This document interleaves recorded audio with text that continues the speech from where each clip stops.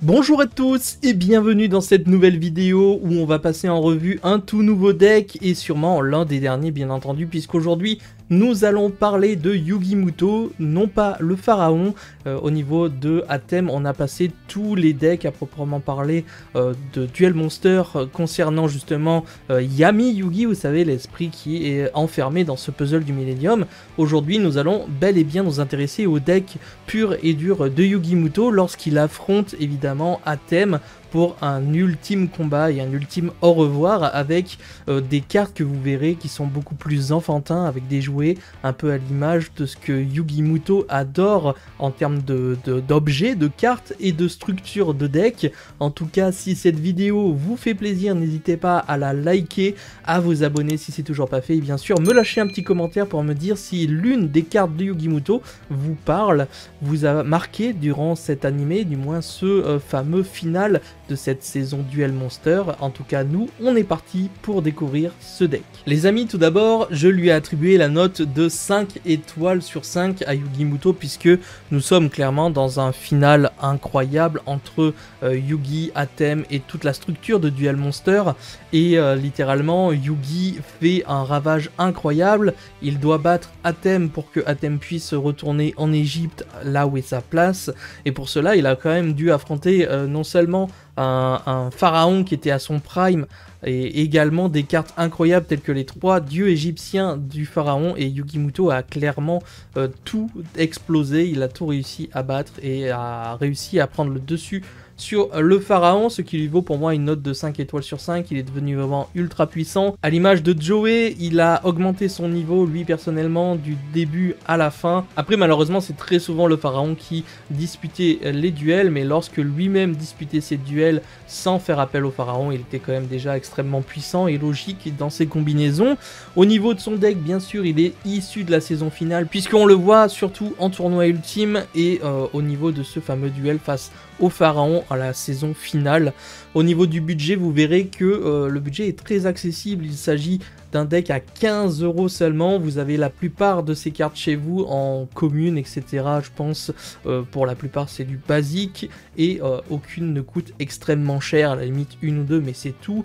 Et pour conclure le deck de Yugi Muto, j'ai évidemment choisi le Magicien Sombre comme carte favorite, puisque ça reste l'emblème même de Yugi Muto également, même si le pharaon c'est à peu près la même chose.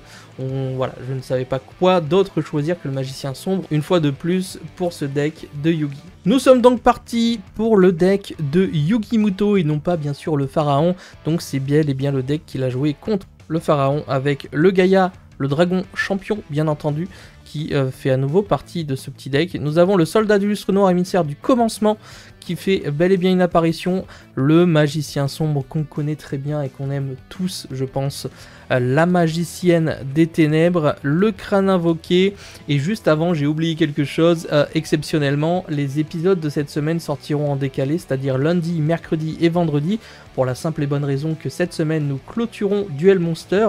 La semaine prochaine on passe avec le film Dark Side of Dimension, du coup on aura 2 semaines avec un lundi, mercredi et vendredi, et pour la suite bien entendu nous attaquerons GX, voilà pour la petite aparté. Nous avons donc le crâne invoqué avec le retour en fait des cartes que Yugi Muto avait récupéré de son grand-père, le Gaïa, la malédiction du dragon, le Buster Blader qui au final a surtout marqué Batailleville de mémoire celui-ci. Nous avons l'arrivée également des monstres silencieux, des magiciens et des spadassins dans ce deck de Yugi Muto avec la magicienne, le spadassin silencieux bien entendu, des cartes qui ont été réimprimées dans les RA02 de mémoire, donc hyper accessible également et à quelques centimes. Nous avons le magicien silencieux LV8, le magicien silencieux LV4, le spadassin silencieux LV5, le spadassin silencieux LV7, le spadassin silencieux LV3 bien entendu, donc toute la petite famille des spadassins et des magiciens. Nous avons Valkyrion, le guerrier magnétique qui n'a plus quitté également le deck de Yami, de Yugi, tout ça. Beta, Alpha et Gamma bien entendu. Avec le petit Gadget jaune, Gadget rouge et Gadget vert qui ont bien aidé Yugi à gagner contre Yami. la magicienne de la foi bien entendu, la tortue électromécanique, le petit marshmallow, bien entendu on est sur des cartes toutes mignonnes, et ici nous avons quelques petites nouveautés concernant Yugi Muto. Avec ce que je vous disais tout à l'heure, c'est les petites cartes jouées, avec quelques rajouts de ma part qui vont très bien dans le deck de Yugi. N'hésitez pas à me dire ce que vous en pensez. Du coup, on a l'homme bloc qui a été joué, Watapon, sorcière de la forêt noire, et nous avons magicien joué que j'ai ajouté, qui est disponible également en commune, hein, ne vous inquiétez pas. Nous avons le dragon en brique qui est également une carte qui va très bien avec ce petit archétype de jouet.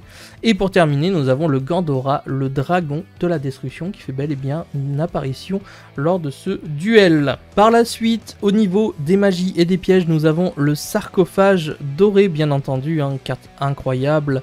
Lien entre professeur et étudiant, celle-ci elle est non seulement dans le deck de Yami du tournoi ultime, mais également dans le deck de Yugi Muto. Peau de cupidité bien entendu, le retour magnétique, la carte d'inviolabilité, nous avons les liens des camarades qui est apparu également dans ce petit duel, Monster Reborn, polymérisation, nous avons les lunettes de Marshmallow, épée de révélation de la lumière, et on passe au piège avec le cercle du magicien, lien spirituel, Fortrin, la forteresse ambulante, et pour terminer nous avons la force magnétique qui est une très belle carte et qui est apparue uniquement en speed duel de mémoire il y a pas si longtemps que ça, avec énormément de cartes je crois de mémoire qui n'ont pas été créées une fois de plus par Konami. Il y a quelques petites cartes que vous ne verrez probablement pas qui font bel et bien partie du deck de Yugi Muto. On fera bien sûr une mise à jour si c'est le cas, si elles s'apparaissent un jour au niveau de la création de cartes. Toujours est-il que voici pour ce petit deck de Yugi Muto. Les amis, voici pour ce deck. J'espère que cette petite decklist vous aura fait plaisir et vous aura fait kiffer. Que également vous aurez retrouvé quelques petits souvenirs de ce duel entre Atem et Yugi Muto, avec un duel au sommet de ce que pouvaient proposer ces deux personnages identiques entre parenthèses. Et j'espère que vous pourrez aussi chez vous reproduire ce petit deck à moindre coût si ça vous tente bien entendu. Je vous donne rendez-vous du coup pour la suite de la série des mercredis où on va analyser, et oui car j'ai créé le deck de Solomon Muto, le grand-père Muto, qui a bel et bien un deck à 40 cartes que j'ai à vous présenter. Évidemment, toutes les cartes ne sont pas sorties du grand-père, du coup on a dû créer quelque chose autour de ce deck. C'était dur de trouver 40 cartes, vous verrez. Il y a des cartes qui ont été bel et bien jouées par le grand-père, mais d'autres pas du tout. Du coup on va essayer de créer ce beau deck et de vous faire plaisir si ça vous intéresse. En tout cas, on se donne rendez-vous pour une prochaine vidéo. C'était Yamiro, ciao les potes.